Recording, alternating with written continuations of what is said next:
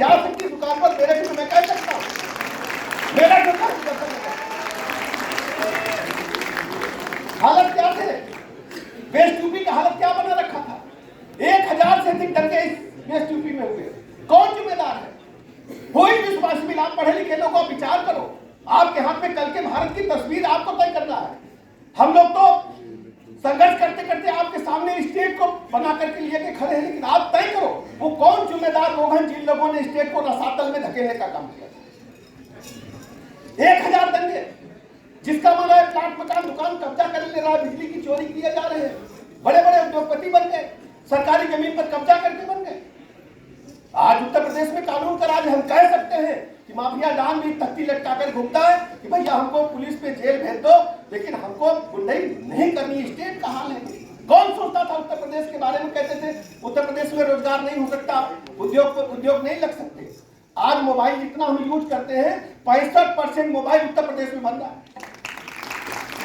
और दुनिया की सबसे बड़ी मोबाइल स्क्रीन, जो हम जितने भी मोबाइल यूज करते हैं, जो ऊपर की टच स्क्रीन है, ये नोएडा में बनती है। सैमसंग कंपनी बनाती, दुनिया को सप्लाई करती, दुनिया की सबसे बड़ी कंपनी है।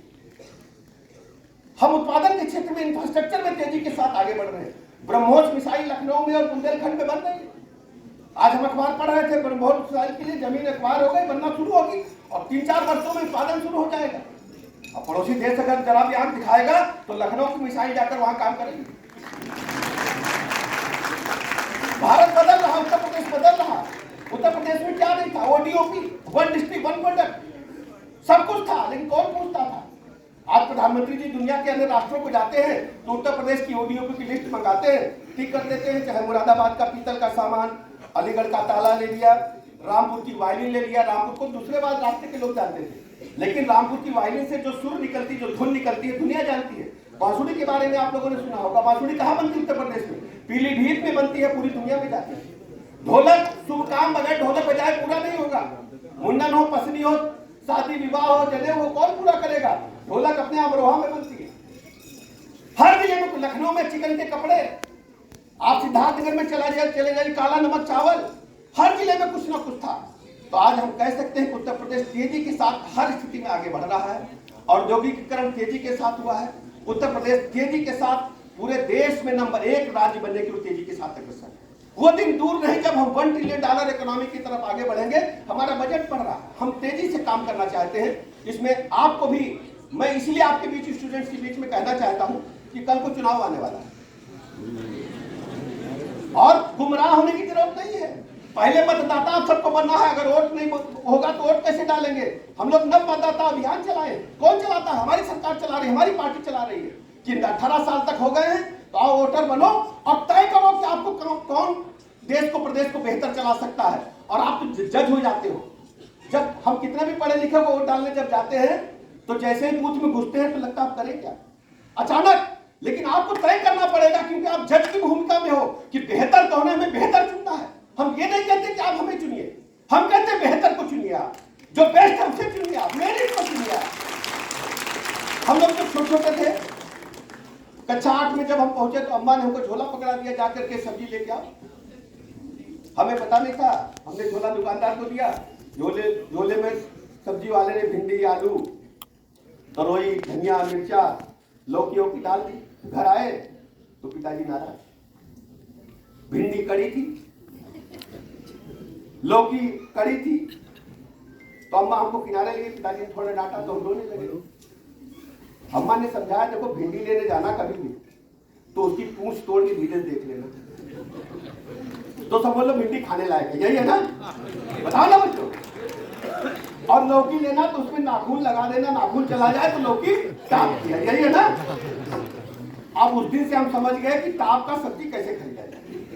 अब 10-20 रुपए की, 50 रुपए की सब्जी के लिए दुकानदार लाख कहे तो हम नाखून लौकी में लगा ही देते हैं।